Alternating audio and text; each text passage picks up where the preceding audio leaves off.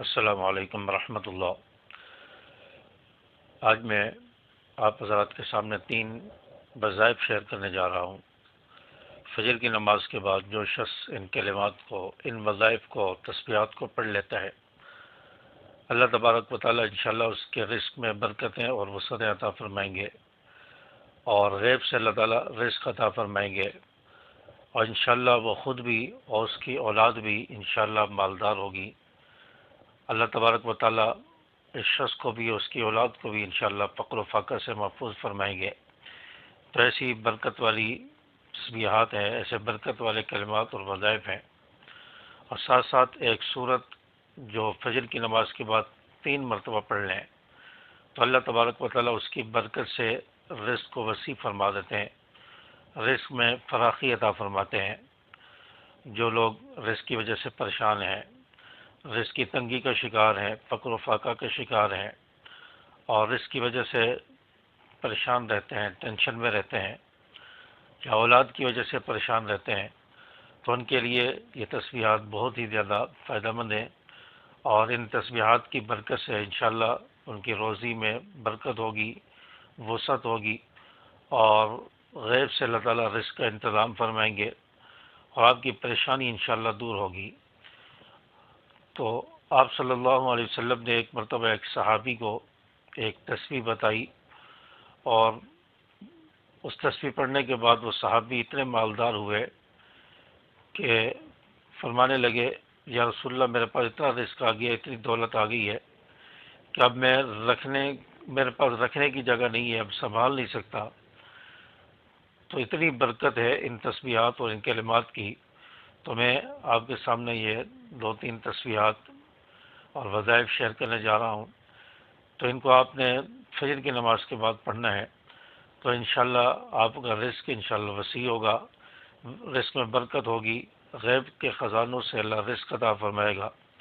تو تسبیحات کون سی ہیں، ان کو ذرا توجہ سے سن لیں۔ سب سے پہلے آپ درود ابراہیمی پڑھیں گے۔ درود ابراہیمی وہ درود ہے جو نماز میں پڑھا جاتا ہے اور سب مسلمانوں کو یاد ہوتا ہے، اور اسی درود شریف کی برکت سے دعائیں بھی قبول ہوتی ہیں۔ تو سب سے بابرکت اور فضیلت والا درود وہ درود ابراہیمی ہے۔ سب سے پہلے آپ نے ایک مرتبہ درود ابراہیمی پڑھ لینا ہے، اور درود ابراہیمی پڑھنے کے بعد آپ نے ایک تسبیح استغفار کی پڑھ لینی ہے، یعنی 100 مرتبہ استغفار پڑھنا ہے۔ استغفر اللہ ربی، یا استغفر اللہ ربی من کل ذنب واتوب الیہ، یا رب اغفر وارحم وانت خیر الراحمین، اللہم اغفر لی، اللہم اغفر لی۔ تو ان میں سے کوئی بھی صیغہ، کوئی بھی کلمات آپ استغفار کے پڑھ سکتے ہیں۔ 100 مرتبہ آپ نے استغفار کرنا ہے۔ دوسرے نمبر پر 100 مرتبہ آپ نے سبحان اللہ و بحمدہ، سبحان اللہ العظیم، اس کو پڑھنا ہے۔ اور یہ وہ تسبیح ہے جس کی وجہ سے پرندوں کو رزق دیا جاتا ہے، مخلوق کو اللہ تعالیٰ رزق عطا فرماتے ہیں، اور اسی تسبیح کی برکت سے صحابی کو بھی اللہ تعالیٰ نے مالا مال کر دیا۔ تو یہ بابرکت تسبیح ہے، سبحان اللہ و بحمدہ، سبحان اللہ العظیم۔ استغفار 100 مرتبہ پڑھنے کے بعد پھر 100 مرتبہ اس تسبیح کو پڑھنا ہے، اور پھر آپ نے 3 مرتبہ سورۃ الکوثر پڑھنی ہے۔ اور اس کو پڑھنے کا طریقہ یہ ہوگا کہ ہر مرتبہ سورۃ الکوثر بسم اللہ کے ساتھ آپ پڑھیں گے، یعنی بسم اللہ الرحمن الرحیم پڑھیں گے، سورۃ الکوثر پڑھیں گے، پھر دوبارہ بسم اللہ الرحمن الرحیم پڑھیں گے، سورۃ الکوثر پڑھیں گے، پھر تیسری بار بسم اللہ پڑھیں گے، سورۃ الکوثر پڑھیں گے۔ تو 3 مرتبہ آپ نے سورۃ الکوثر پڑھ لینی ہے، اور آخر میں پھر آپ نے درود ابراہیمی 1 مرتبہ پڑھ لینا ہے۔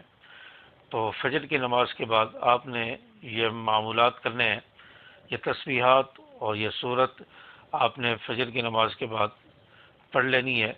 تو انشاءاللہ اس کے بعد آپ دیکھیں کہ آپ کے گھر میں برکت کتنی ہوتی ہے، رزق میں وسعت کتنی ہوتی ہے، اور انشاءاللہ قیامت تک آپ کا رزق کم نہیں ہوگا، پریشانی رزق کی دور ہو جائے گی، تنگی دور ہوگی، فقر و فاقہ دور ہوگا۔ تو یہ وظائف اور یہ تسبیحات آپ فجر کی نماز کے بعد کریں گے۔ امید ہے کہ میری باتیں آپ کو سمجھ آ گئی ہوں گی۔